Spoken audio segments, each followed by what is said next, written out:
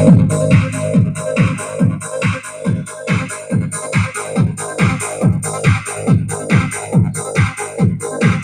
जी TV news मराठीमध्ये आपलं स्वागत. मी विलास महाले. वडगाव जंगल पोलीस स्टेशनच्या हद्दीतून एक ब्रेकिंग बातमी समोर येत आहे. एका 60 वर्षीय व्यक्तीने गळफास घेऊन आत्महत्या केल्याची धक्कादायक घटना समोर आली आहे.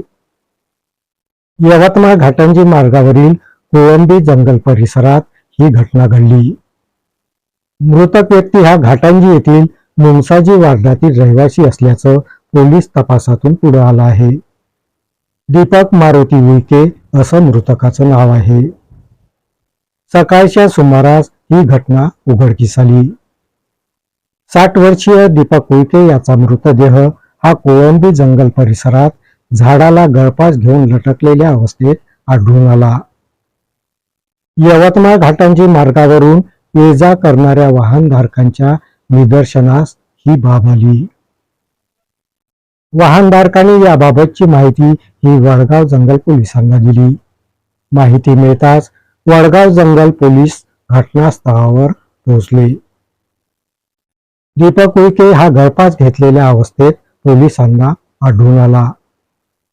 पोलिसांनी तपास केला असता मृतकाच्या खिशात आधार कार्ड आढळून आलं. आधार कार्डवरून मृतकाची ओळख पटली. मृतक दीपक हा घाटंजी येथील मुंगसाजी वार्डातील रहिवासी असल्याचं समोर आलं.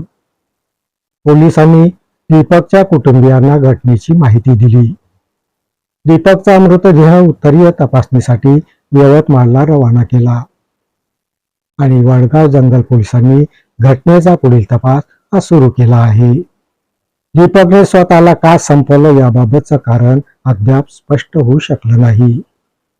सचिन कोयरे, अकोला बाजार, जी टीव्ही न्यूज मराठी. या बातमीपत्रात इथेच थांबतो. परत भेटूया नवीन बातमीपत्रात. तोपर्यंत पाहत राहा जी टीव्ही न्यूज मराठी. नमस्कार.